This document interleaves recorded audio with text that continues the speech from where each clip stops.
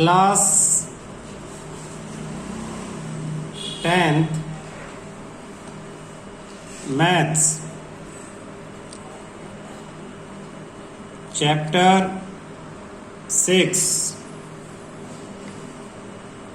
Triangles.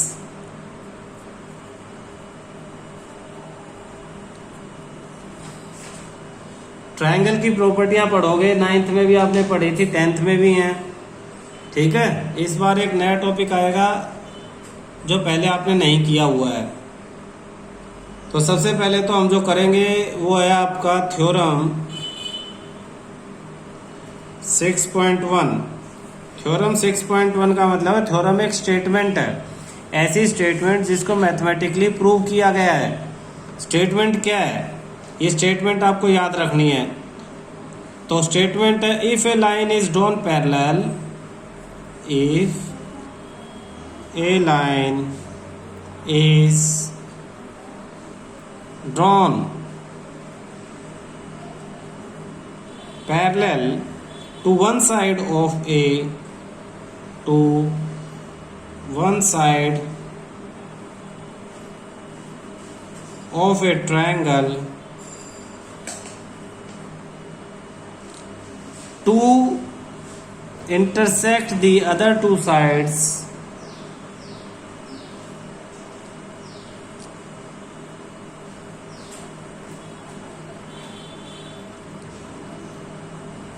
other two sides in distinct point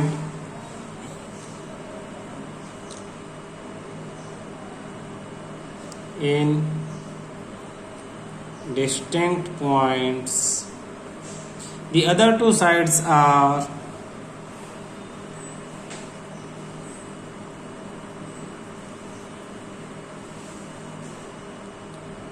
divided in the same ratio. Divided in the same ratio. इसका पहले तो meaning समझ लो। Meaning ये है कि अगर एक ट्रायंगल आपके पास हो, ये देखो ये ट्रायंगल है, सपोज इसका नाम है कोई भी ABC। If a line is drawn parallel to one side, और इसकी एक साइड यानी BC के पैरेलल कोई लाइन आप ड्रॉ कर लो, ये लाइन आपने ड्रॉ कर ली और ये लाइन BC के पैरेलल ही है, तो ये पैरेलल दिखा दिया हमने। तो if a line drawn parallel to one side of a triangle to intersect the other two side, और ये लाइन बाकी दोनों साइडों को इंटरसेक्ट कर, यानी इन दो पॉइंट पे कट कर रही है। इन दोनों पॉइंट का कोई नाम लिख लो, जैसे D और E लिख दिया हमने, D और E। तो ये थ्योरम कहती है the other two side divide in same ratio, इनका रेशियो सेम होगा। रेशियो सेम का मतलब है AD अपॉन में DB, AD अपॉन में DB equal to AE upon EC, AE upon EC। यानी अगर ये साइड 1 सेंटीमीटर है, ये यहां से यहां तक, और यहां से यहां तक ये सपोज 2 सेंटीमीटर है, और AE आपकी 2 सेंटीमीटर है, तो EC कितना होगा, ये देखो ये 1/2, यानी नीचे वाली ऊपर की डबल है, तो यहाँ भी नीचे वाली ऊपर की डबल होगी, तो ये नीचे वाली 4 सेंटीमीटर होगी, ताकि 1/2 2/4 कैंसिल होकर 1/2 रेशियो सेम होना चाहिए। तो ये थ्योरम यही कहती है कि एक ट्रायंगल में अगर एक साइड के पैरेलल कोई लाइन ड्रॉ करती है, वो बाकी दो लाइनों को, दो ट्रायंगल की दो साइड्स को दो अलग अलग पॉइंट पे कट करती है, तो दोनों साइड्स उन पॉइंट से इक्वल रेशियो में डिवाइड होते हैं, यानी AB अपॉन में DB is equal to AE upon EC। अब इसमें तुमसे कोई भी 1 2 3 4 टुकड़े हो गए इसके, किसी भी एक टुकड़े को देगा नहीं पेपर में और उसकी वैल्यू पूछ लेगा। तो ये रेशियो वाला फार्मूला लगा के दिस अपॉन में this upon this cross multiply वगैरह करके निकाल लेना। लेकिन पेपर में ये भी आता है, ये क्या आता है, पेपर में ये स्टेटमेंट लिखेंगे और इसके लास्ट में लिख देंगे प्रूव, कि इसे प्रूव करो। तो अब इसे प्रूव करने के लिए जो इसका तुम प्रूफ लिखोगे वही सबसे पहले इंपॉर्टेंट है कि मैथमेटिकली इसे प्रूफ कैसे करेंगे, इसका प्रूफ कैसे देंगे हम। तो मैथमेटिकली इसका प्रूफ देने के लिए सबसे पहले तो एक ट्रायंगल आपको बनाना पड़ेगा अलग से। समझाने के लिए बनाया था, एक अलग से ट्रायंगल बना लेते हैं ताकि ये हम प्रूव कर सकें। यहां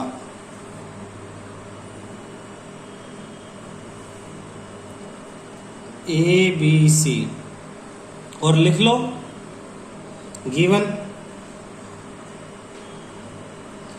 में लिख लो क्या है, ट्रायंगल ABC आपको गिवन दिया हुआ है।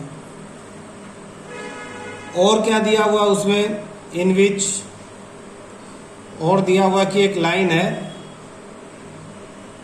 ये लाइन कोई DE, in which DE parallel to BC, DE और BC पैरेलल है एक दूसरे के। ये आपको क्वेश्चन में दे दिया। प्रूव क्या करना है, टू प्रूव आपको थ्योरम प्रूव करने की AD upon DB equal to AE upon EC, AD upon DB equal to AE upon EC prove करना है। इसके लिए आपको कुछ कंस्ट्रक्शन करनी पड़ेगी, तो लिख दो कंस्ट्रक्शन। क्या कंस्ट्रक्ट करना है, आप सबसे पहले तो B को E से ज्वाइन कर लो, ज्वाइन B टू E, फिर C को D से ज्वाइन कर लो, ज्वाइन C टू D, फिर क्या करो, E से AB पे एक परपेंडिकुलर ड्रॉ करो, ये परपेंडिकुलर जो 90 डिग्री बना है, ड्रॉ E, इस पॉइंट का कोई नाम लिख लो, सपोज N आपके बुक के according, EN perpendicular to AB, and draw D से भी एक परपेंडिकुलर ड्रॉ कर लो, सपोज ये M पे, DM परपेंडिकुलर टू AC। ये काम आपको करना है, ये गिवन दे दिया, ये प्रूव करना है, फिर ये कंस्ट्रक्शन आपको करनी पड़ेगी, इसको इससे जो है, इसको इससे, यहां से परपेंडिकुलर और यहां से भी परपेंडिकुलर। अब आप क्या करोगे, अब आपको एक बेसिक फॉर्मूला पता है, area of triangle equal to half into base into side. इस फॉर्मूले का यूज करेंगे किसमें, देखो ADE में और DBE इधर वाले में। ये देखो, ये इधर क्या था, AD और DB, तो AD कौन सा ट्रायंगल बना रहा है, ADE, तो आप यहां लिखोगे area of triangle ADE upon, नीचे लिखोगे DBE, area of triangle DBE। तो ADE area of triangle half into base, जब ADE पहले ले रहे तो AD हमें चाहिए, तो AD को बेस ले लो AD, और इनटू हाइट जो इसमें परपेंडिकुलर है EN, ये हाइट है। ऐसे ही नीचे वाले में BDE, तो हाफ बेस क्या है BD, या DB लिखो या BD लिखो, DB। इसकी हाइट देखो, ट्रायंगल सिर्फ बेशक हमारा ये है, लेकिन अगर इसे बेस लेंगे तो अपोजिट पॉइंट से यहां तक का डिस्टेंस, परपेंडिकुलर डिस्टेंस EN ही है, ये नहीं है, DE नहीं है, ये परपेंडिकुलर नहीं है। हाइट क्या होता है, परपेंडिकुलर डिस्टेंस EN, तो इसमें भी हाइट EN से EN कैंसिल, हाफ से हाफ, क्या बचा जो हमें यहाँ लेफ्ट में प्रूव करना था, AD upon DB, AD upon DB बच गया। ये फर्स्ट इक्वेशन होगी। एंड इसी तरह से सेकंड इक्वेशन कर लेंगे हम, एरिया ऑफ ट्रायंगल, सेकंड में क्या चाहिए देखना, AE चाहिए, तो यहां से AED अपॉन EC चाहिए, तो ECD, area of triangle ECD। तो AED का फॉर्मूला क्या लगेगा, हाफ बेस इंटू हाइट, तो हाफ बेस AE ये रहा, और हाइट DM। ऐसे ही नीचे वाले ट्रायंगल पे हाफ बेस EC और हाइट इसकी भी डीएम, डीएम से डीएम, हाफ से half, A E upon A C second. अब हमें क्या करना है, ये दोनों इक्वल प्रूव करना है। तो ये दोनों इक्वल प्रूव करने के लिए ये भी इक्वल होने चाहिए, ये और ये, यानी अगर ये वाली चीज इसके इक्वल हो जाएगी तो ये इक्वल हो जाएंगे। ऊपर वाला ट्रायंगल तो ए डी ई और ए ई डी दोनों सेम ट्रायंगल है, तो न्यूमरेटर तो इक्वल है ही। डिनोमिनेटर में यहाँ अलग ट्रायंगल और यहाँ अलग, तो ये दोनों ट्रायंगल अगर इक्वल हो जाए तो ये पूरा लेफ्ट वाला पोर्शन इक्वल हो जाए। तो इन्हें इक्वल लिख दो, फिर मैं रीजन बताता हूँ क्या। आप दोनों जो नीचे वाले ट्रायंगल है इन्हें इक्वल शो कर दो। Area of triangle D B E equal है area of triangle E C D. क्यों, रीजन लिखो, both are on same base, are on same base B C and between same parallel D E and B C. हमने 9th में की थी कि अगर एक ही बेस और सेम पैरेलल लाइन के बीच जितने भी ट्रायंगल होंगे उन सब के एरिया क्या होंगे, इक्वल है।